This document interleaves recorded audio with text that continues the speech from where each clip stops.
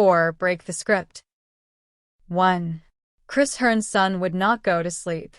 It was the boy's first night home from a vacation in Amelia Island, Florida, and he had accidentally left behind Joshie, his beloved stuffed giraffe. There was no sleeping without Joshie. Yet Joshie was in Florida.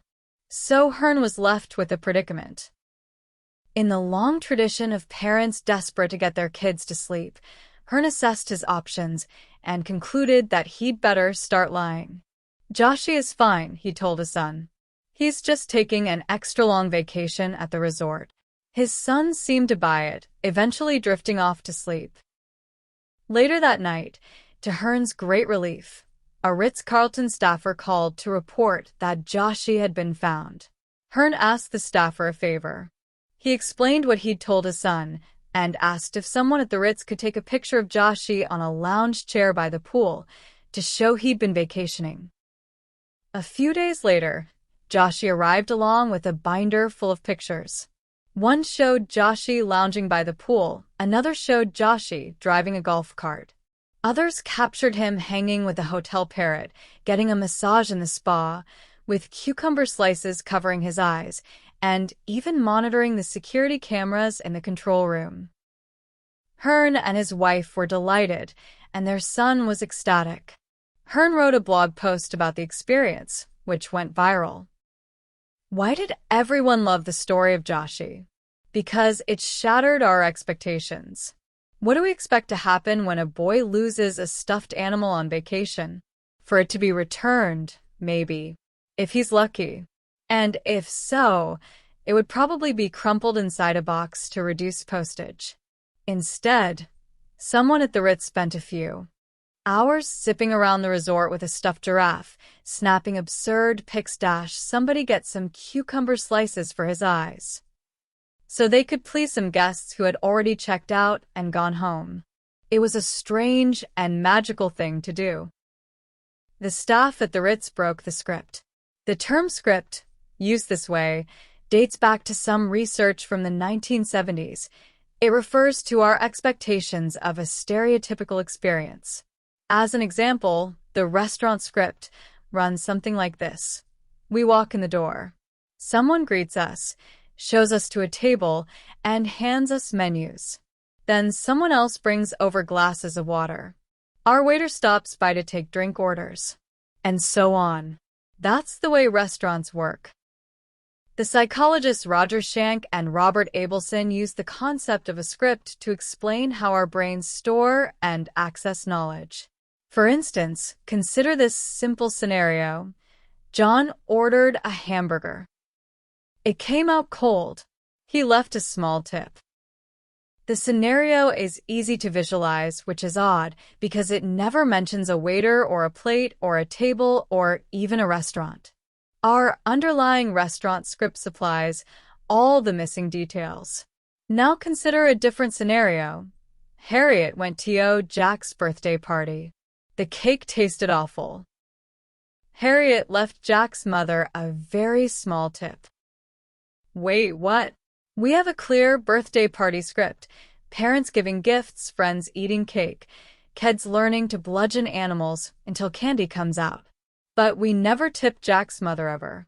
The story breaks the script. In the last chapter, we saw that creating moments of elevation involves boosting sensory pleasures and raising the stakes. Breaking the script, defying people's expectations of how an experience will unfold, is the third method. Isn't breaking the script just surprise by a different name? Yes, surprise is what makes the moment memorable. But the takeaway isn't quite as simple as surprise people. Surprise is cheap and easy. If your local power company promoted Blackout Tuesdays, that would be surprising, especially if that event was meant to store up energy for Bug Zapper Saturdays. But that surprise accomplishes nothing. Breaking the script isn't just surprise, it's strategic surprise. The Ritz-Carlton created the Joshie photo album because it wants to be known for its extraordinary service. It wasn't simply a random act of kindness. The other difference between breaking the script and generic surprise is that the former forces us to think about the script. Our lives are filled with scripts. The script for how your family spends Sundays. The script for your team's staff meetings. The script for a hotel check-in. To break the script, we've first got to understand the script. The script of eating at McDonald's is so familiar that it's a source of comfort. It's nice to know that anywhere in the world, you'll understand exactly what to expect. But here's the problem. Familiarity and memorability are often at odds. Who cherishes the memory of the last time they ate at McDonald's? If you're looking to create memorable moments for your customers, you've got to break the script. A study of hotel reviews on TripAdvisor found that when guests reported experiencing a delightful surprise, an astonishing 94% of them expressed an unconditional willingness to recommend the hotel, compared with only 60% of guests who were very satisfied. And very satisfied is a high bar. Surprise matters. Think of the popsicle hotline. But how can you possibly replicate delightful surprises? In some ways, the Magic Castle Hotel has it easy, because its guests might only stay there once or twice in a lifetime. The popsicle hotline never gets old. What if your customers come weekly or even daily? That's trickier. Imagine, for instance, that a coffee shop owner decided to give away free biscotti every Friday. On the first Friday of the giveaway, it would be a delightful surprise. But by the fourth Friday, the free biscotti would be an expectation. If the offer were ever discontinued, it's easy to imagine customers, ungrateful wretches, actually complaining about it. So, how do you break the script consistently enough that it matters, but not so consistently that customers adapt to it? One solution is to introduce a bit of randomness. At the cafe chain Pret a Manger, for example, regular customers noticed that every now and then, they'd be given something for free with their order. One service expert wrote of getting free coffee, "It has happened a few times over the last few years, too often for it to be a coincidence, yet so infrequent that it is unexpected. This makes me feel valued as a customer, puts a smile on my face, and encourages me to visit again." These spontaneous gifts are only half spontaneous, as it turns out. Pret a Manger employees are allowed to give away a certain number of hot drinks and food items every week. Pret's CEO Clive Schley said of his staffers, "They will decide I like the person on the bicycle, or I like the guy in the tie, or I fancy that girl or that boy." It means 28% of people have had something free. Think on that. Almost a third of customers have gotten something free at least once. Probably more than once if they have dimples. Other retail chains provide discounts or freebies to customers who use loyalty cards, of course, but Schley told the Standard newspaper he rejected that approach. "We looked at loyalty cards, but we didn't want to spend all that money building up some complicated club card-style analysis." This is ingenious. Pret a Manger has restored the surprise and humanity to perks that, in a loyalty card scheme, would have been systematized. Note that the giveaways are satisfying for the staff as well as the customers. In an industry where rules tend to govern every employee behavior, it's a relief for employees to be given some discretion.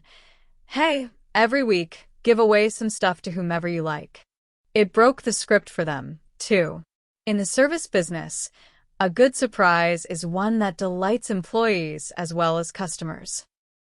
Another example of good surprise comes from Southwest Airlines, which has thrived by offering passengers the combination of low fares and friendly service. Southwest's flight attendants try to have fun with even the boring parts of the job, like making the flight safety announcements. Many of their cheeky safety announcements have gone viral over the years. In fact, there's a wall of fame at Southwest headquarters that commemorates some of the best jokes. Ladies and gentlemen, if you wish to smoke, the smoking section on this airplane is on the wing, and if you can light, you can smoke, To activate the flow of oxygen, pull down on the mask, place it over your nose and mouth, then insert 1/4 for the first 5 minutes of oxygen and an additional dime every 5 minutes after. Exact change only, please. If you should get to use the life vest in a real life situation, the vest is yours to keep. Put the oxygen mask on yourself first, then on your child. If you're traveling with more than one child, start with the one who has more potential or who is less likely to put you in the home. These wisecracks create peaks. They break the script of the usual monotonous announcements. But what are they worth? Do they have any economic value? In a workshop with the Southwest Analytics team, the people who analyze customer data looking for helpful insights, Chip asked them, how many extra flights does a customer take when they hear a funny flight safety announcement? There was silence in the room. They had never asked that question before. But they also knew that they could answer it. They had the right data. Southwest, like many companies, has obsessive amounts of customer data. Unlike most companies, though, they had the data in a form that could be used to make critical decisions.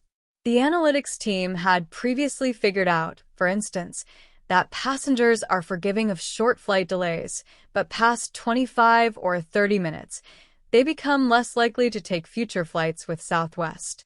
As a result, Southwest's executives evaluated purchasing 2 additional Boeing 737s as reserve aircraft, providing a backup option when other planes had to be taken out of service. The investment would not eliminate delays, but it would mitigate them.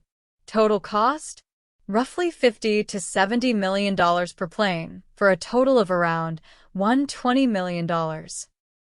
Intrigued by the safety announcement question, the Insights team, including Frank Tooley, Katie Boynton, and Michael Overly, dug into the customer data. In the company's surveys, about 1 in every 70 customers will mention, unprompted, that they heard a funny flight safety announcement. The Insights team used those surveys to identify all the passengers on that same flight, since they all would have heard the same announcement. The team was particularly interested to analyze the habits of customers who travel more than once per year on Southwest. Let's call them loyal customers.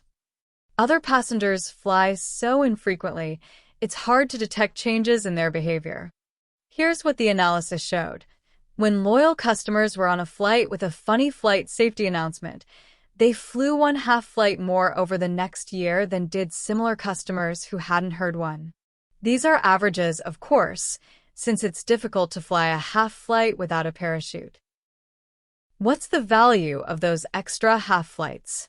The analytics group calculated that if Southwest could double the number of customers hearing a funny flight safety announcement, the result would be more than $140 million in revenue.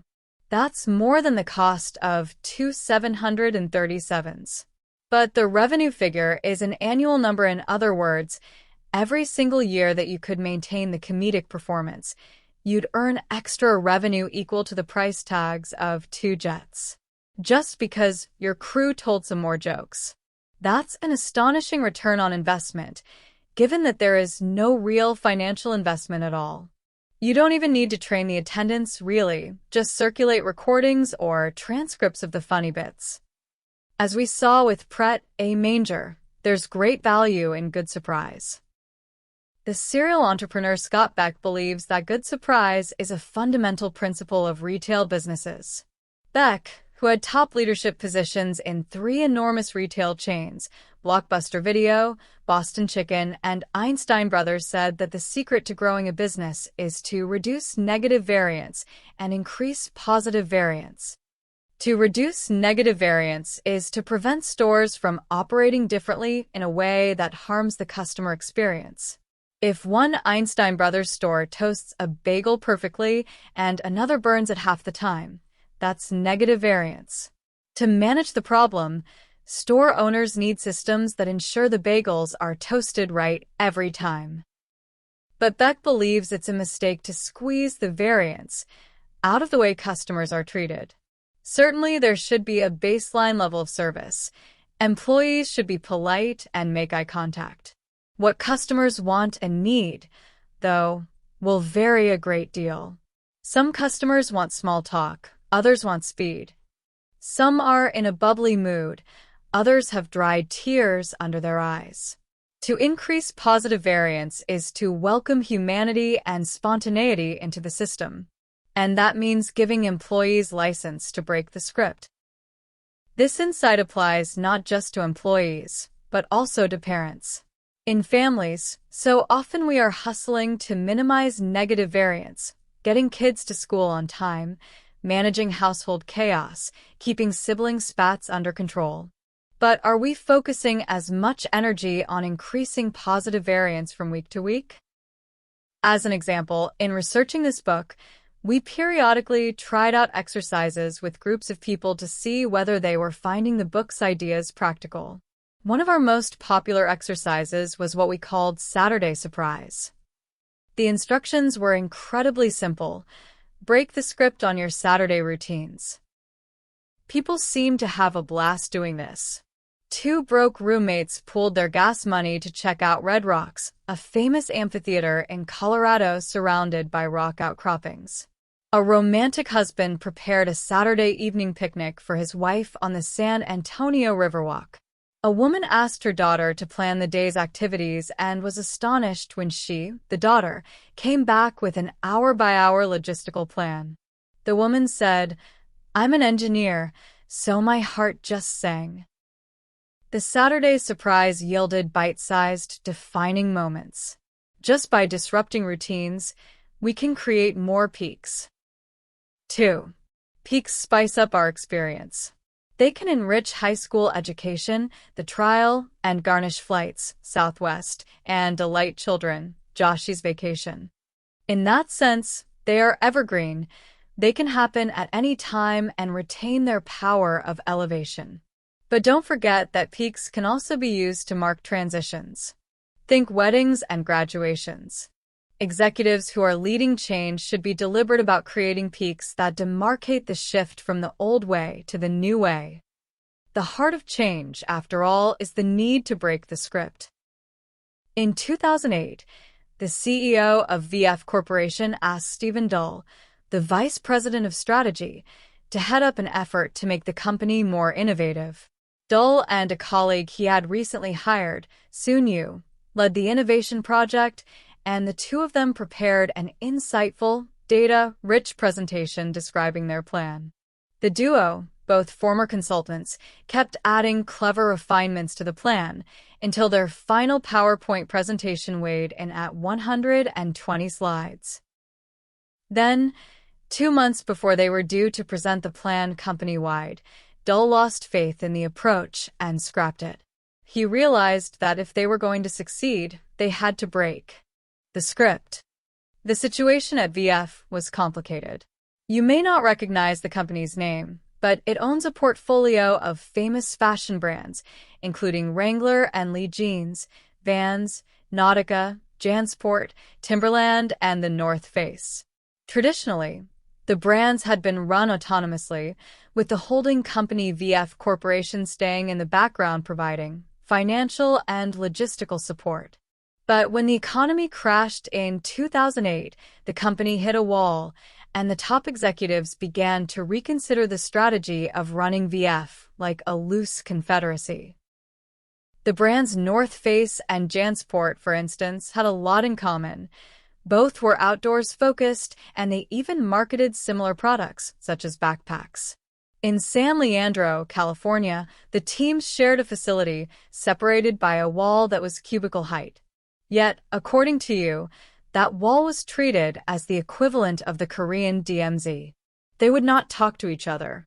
They would not share information with each other, yet they were talking to the same vendors, creating pretty much the same thing. But they weren't sharing any ideas. The brands were not just independent, they were insular. They'd become too dependent on the whims of their merchants, who are the people in fashion businesses responsible for anticipating consumer tastes. There's a temptation to say, well, consumers don't know what they want 3 years from now, said you. So, I'm going to tell them what they want. Putting so much trust in the merchants dulled the brand's instinct to learn. They stopped getting closer to the customer, stopped obsessing about competitors, and stopped looking for new partnerships. And that, in essence, was the cultural stagnation that Dull and you were trying to reverse. They wanted the brands to learn from each other, and more than that, to learn from the giant world outside their doors. When Dull decided to scrap the 120 PowerPoint slides, he and you had to restart from scratch. What they realized was that they didn't need their colleagues to understand something, they needed them to feel something.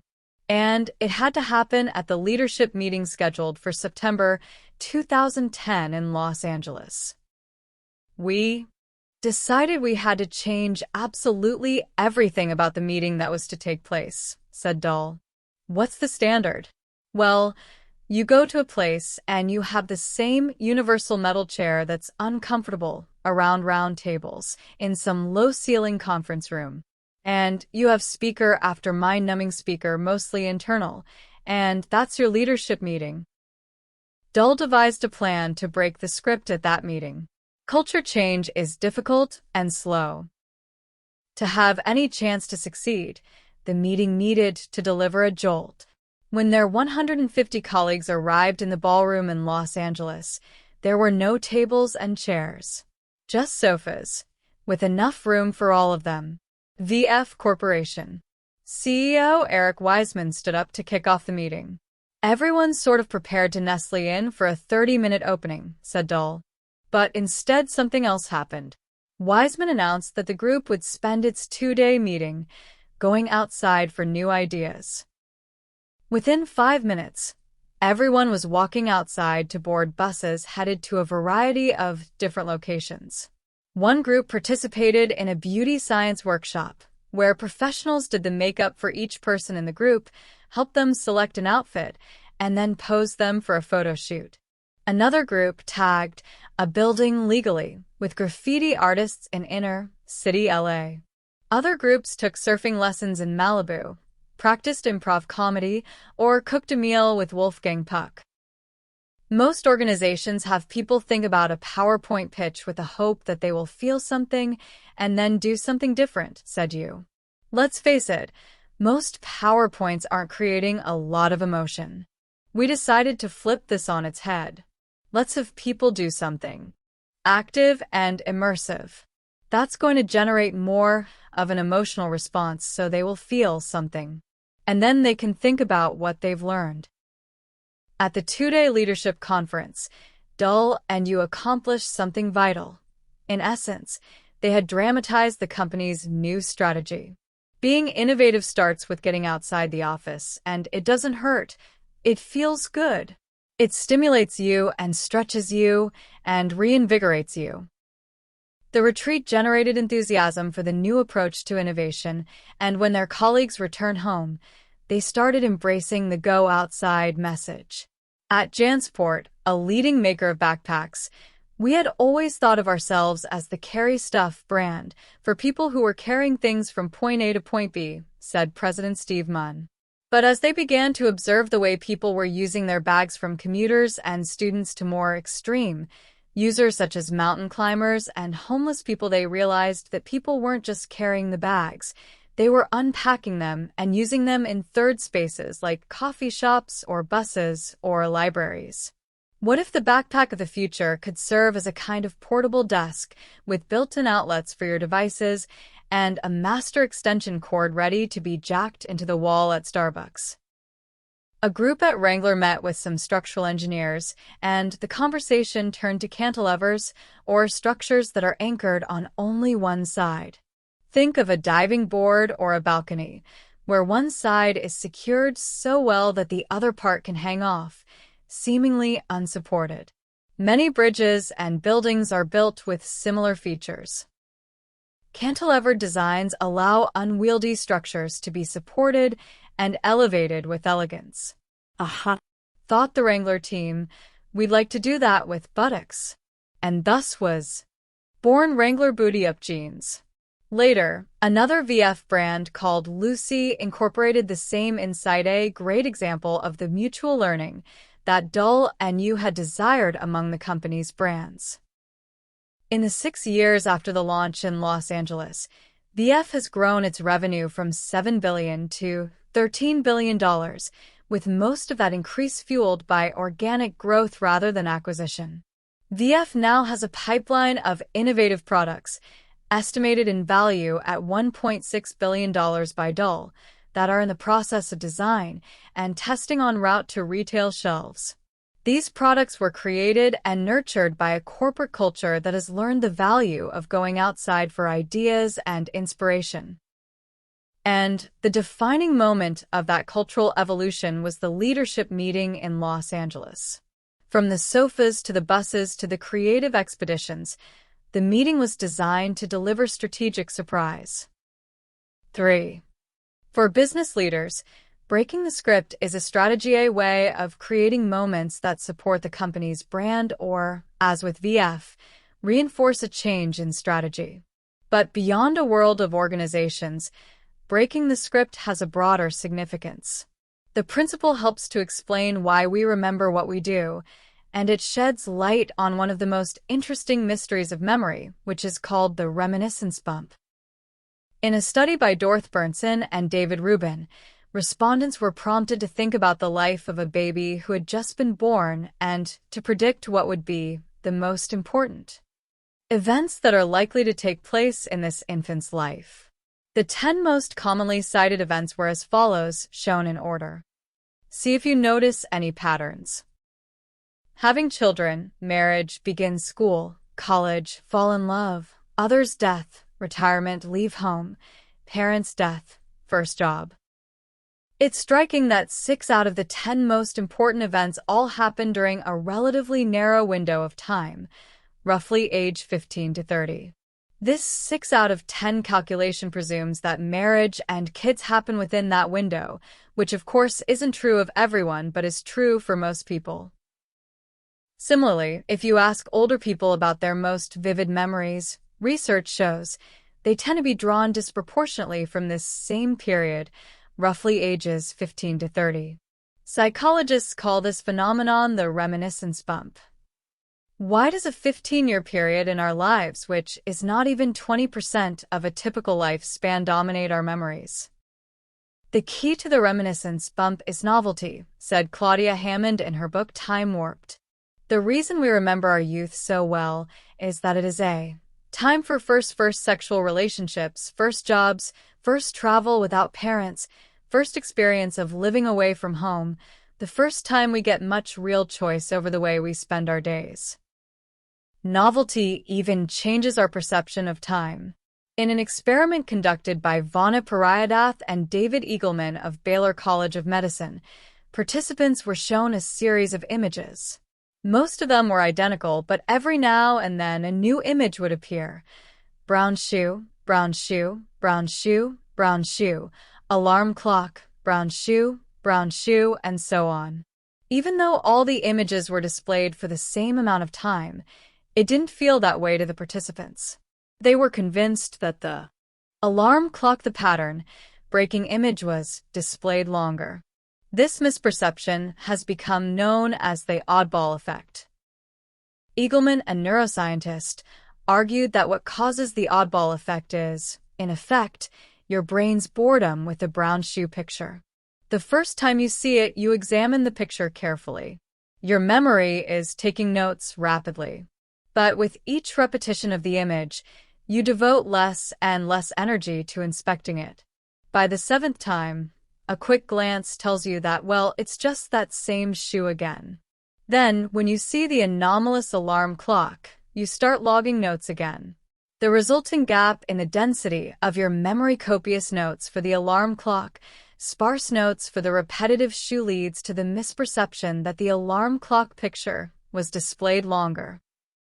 In other words, surprise stretches time.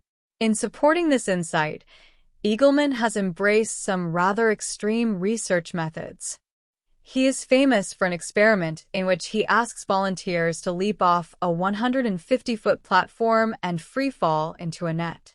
Afterward, they are asked to estimate how long the fall took, and their estimates are, on average, too high by 36%. Their fear and focus make time seem to expand. So, here's one tip to live a longer life. Scare the hell out of yourself regularly. This is the intuitive explanation for the common perception that time seems to accelerate as we get older. Our lives become more routine and less novel. We're seeing more and more brown shoes and fewer alarm clocks. Now, that's a somewhat depressing realization. Have we really left our most memorable days behind us? Yes, probably. And that's also probably a good thing, because it would be very easy to create a second reminiscence bump late in life. Just divorce your spouse, quit your job, move to New Zealand, and become a shepherd. Plenty of novelty there, and you're certain to write a rush of memories. But let's not confuse memorability with wisdom. For those anxious about facing a future that's less memorable than the past, our advice is to honor the old saw: variety is the spice of life. But notice that it does not say, variety is the entree of life. Nobody dines on pepper and oregano. A little novelty can go a long way. Learn to recognize your own scripts. Play with them, poke at them, disrupt them. Not all the time, just enough to keep those brown shoes looking fresh. By breaking the script, we can lay down a richer set of memories. As the authors of the book Surprise put it, we feel most comfortable when things are certain, but we feel most alive when they're not. Moments of elevation. The Whirlwind Review. Moments of elevation are experiences that rise above the routine. They make us feel engaged, joyful, amazed, motivated. Examples: birthday parties, weddings, football games, public speeches, or spontaneous road trips. Some activities have built-in peaks, such as games or recitals or celebrations. But other areas of life can fall depressingly flat. High school principal. We run school like it is non-stop practice. You never get a game. Here's our 3-part recipe to create more moments of elevation. 1. Boost the sensory appeal. 2. Raise the stakes. 3. Break the script. Usually elevated moments have 2 or 3 of those traits. The trial of human nature has all 3 parts. 1. Sensory appeal. The costumes, the real courtroom. 2. Raise stakes. One side will win and capture the glory. 3. Break the script.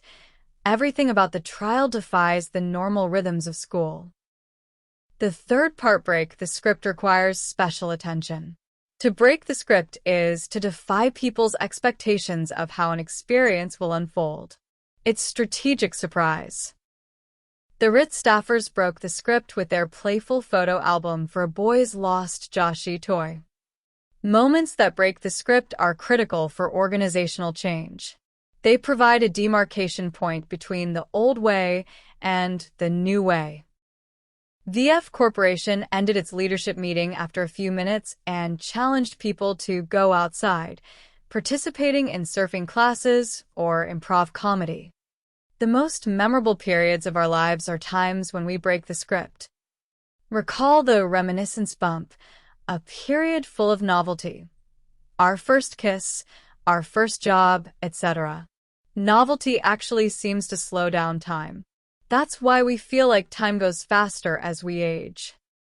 Caution: even with the simple 3-part recipe, moments of elevation can be hard to build.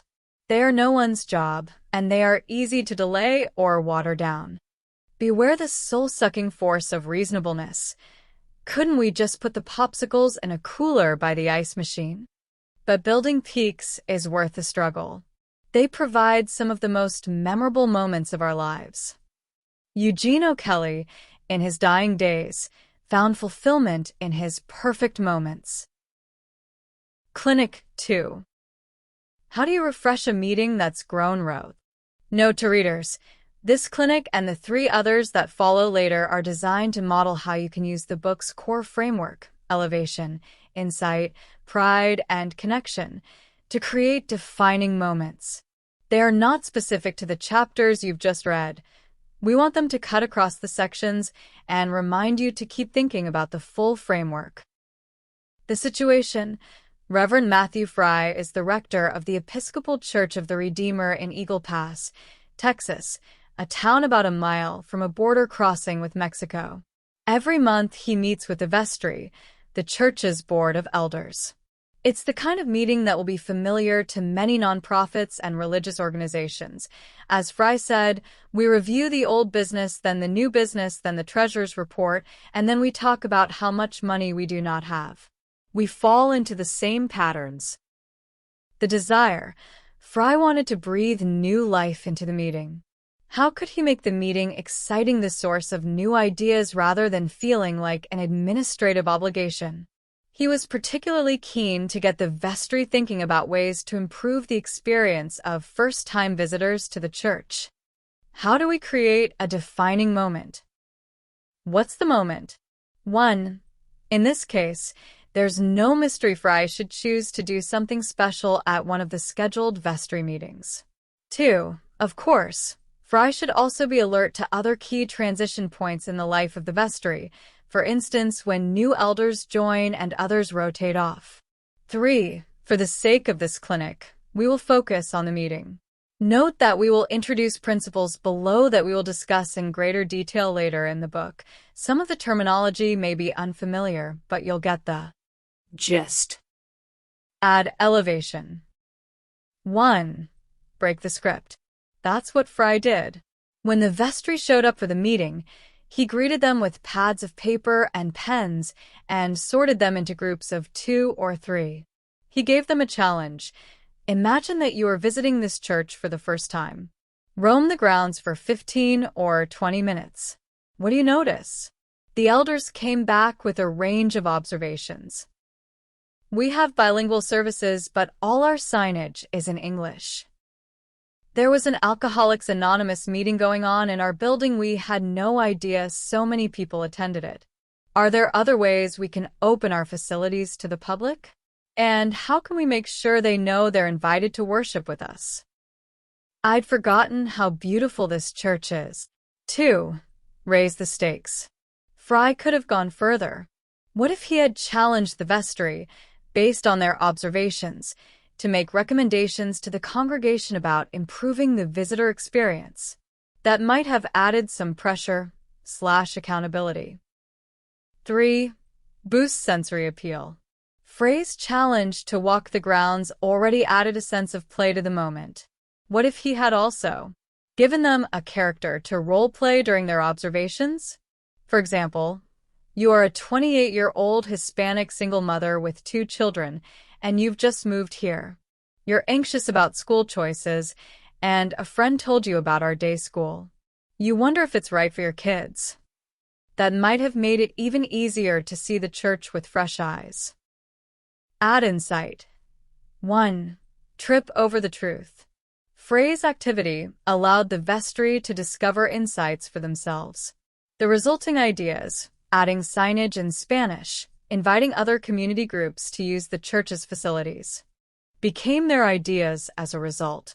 They might have been more resistant or less excited had those same ideas emerged from a congregational suggestion box. 2. Stretch for insight. Fry might use a future vestry meeting to challenge the elders to become visitors themselves, perhaps by attending another church or a community meeting. What does it feel like to be the new person in the group? Which groups do a good job of integrating you quickly, and what can we learn from them? Add pride. 1. Multiply milestones. The vestry could celebrate certain moments of accomplishment, say, the first time a new member joins after having discovered the church at a community meeting hosted on its grounds. 2. Recognize others. The elders could recognize and praise parishioners who go out of their way to be hospitable to visitors. Add connection. 1. Role-playing, as suggested above, is a way to create an empathic connection between the vestry and parishioners whose life situations might be very different. 2. Create shared meaning. Fry could build connections among the vestry. For instance, Fry could have started a meeting by asking the vestry to reflect on times when the church had been at its best and at its worst in accommodating visitors. Those kinds of shared personal reflections can reconnect people with the meaning of their work. Final reflections. Fry said that the roaming the grounds exercise had a powerful effect. People are still talking about the things they saw that day. If you have a standing meeting in your organization, you've got a great opportunity to create a moment that refreshes and rejuvenates the participants. Not every meeting needs to be a defining moment, but once every 5 to 10 meetings, find a way to break the script. Moments of elevation. Moments of insight. Moments of pride. Moments of connection. Introduction to moments of insight. What if a defining moment in someone's life is not a moment of elevation? What if, instead, it's an awful moment?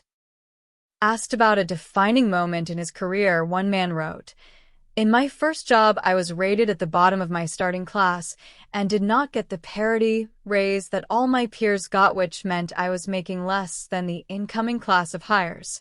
It was the first time I really failed at something, and it was a wake-up call that the skills I had mastered in school were not the skills that would help me in the work world." Now, that sounds nothing like a moment of elevation. He's not feeling joyful or engaged or above the ordinary. He's been blindsided by negative feedback. Yet it's not just an emotional low point either. It's a low point that holds the promise of a better future path. Ouch, I need to change things to make sure that doesn't happen again. Moments of insight deliver realizations and transformations. Some insights are small but meaningful. At your favorite coffee shop, you sample coffees from South America and Africa, and you notice how different the flavors are. That adds insight to a transactional experience. At a rehearsal dinner, you tell a funny story about the groom that also reveals something about his character. That adds insight to a social experience. What we'll explore ahead are the larger moments of insight, the ones that deliver a jolt. Sometimes the emotions are dark. I'm no good at this. Or I don't believe in what I'm doing anymore. Other moments of insight can also be wildly positive. This is the person I'm going to spend the rest of my life with. Or the eureka moment of creative discovery. Many moments of insight are serendipitous. Lightning strikes, and there's no explaining why. You can't schedule epiphanies. But these experiences are not wholly out of our control. We'll explore 2 strategies for creating moments of insight. We can cause others to trip over the truth. And when we need to understand ourselves better, we can stretch for insight. Chapter 6. In the pages ahead are stories of sharp emotion, disgust, enlightenment, heartbreak, and exhilaration. But we begin with the story of a shocking realization you won't soon forget.